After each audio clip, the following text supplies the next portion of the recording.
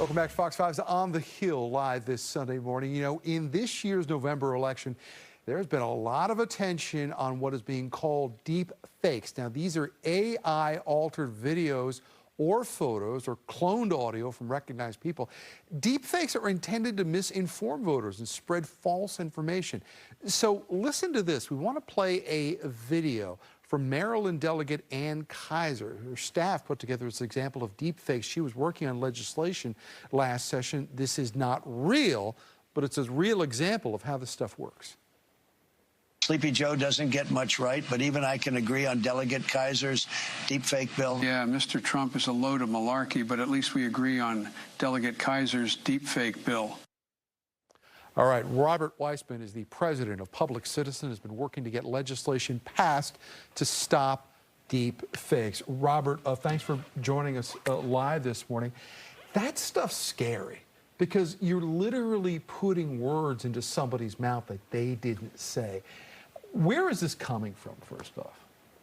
Well, the technology is getting better almost day by day. The audio technology is near perfect.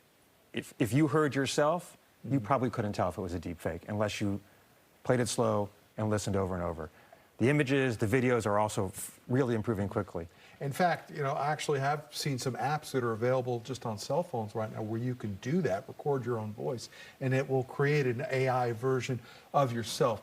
This gets very dangerous when you're talking about political campaigns, because what are the different ways this could be used? Well, the nightmare scenario is that there's a late-breaking deepfake a couple of days before the election that shows someone stumbling who didn't stumble, drunk when they weren't drunk, saying something outrageous and racist when they never said it. It looks real. They don't have any time to refute it. They can't really refute it because people saw them doing this thing that, in fact, they didn't do, and it swings an election. Now, as we saw there a minute ago, that video that we played just a moment before, but with the AI Donald Trump and the AI Joe Biden, they didn't say those things. They didn't endorse Delegate Kaiser's bill. However, it was easy for her staff to create that video to use it as an example of why laws are needed. Do we have laws on this stuff? Well, we do have laws now in 20 states saying this is illegal, and if you're going to make a deep fake, you've got to label it so everybody knows exactly what they're seeing and they're not defrauded. At the federal level, though, we don't have action.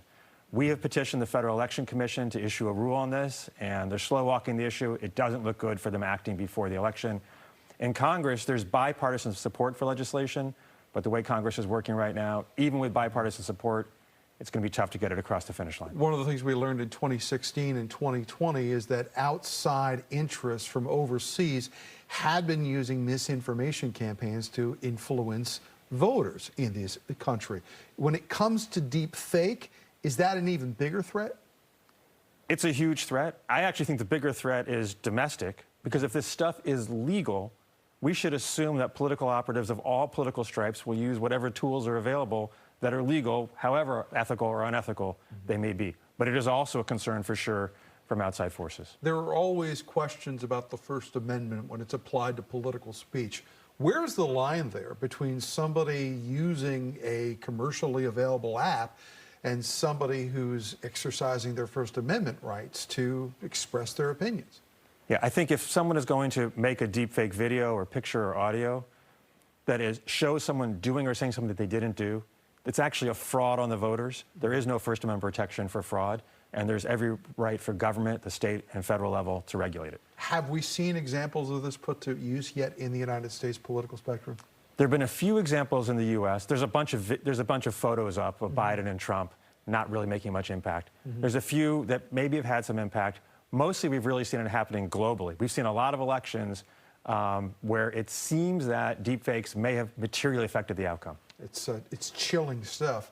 Robert Weissman is the president of Public Citizen, joining us live this morning to talk about what I think is a subject that we're going to be talking a lot more about in future years and future elections as this technology continues to advance, as this technology continues to improve, and it is getting to the point now where it's getting hard to tell reality from manufactured imagery. Robert, thank you so much for joining us. Thank you.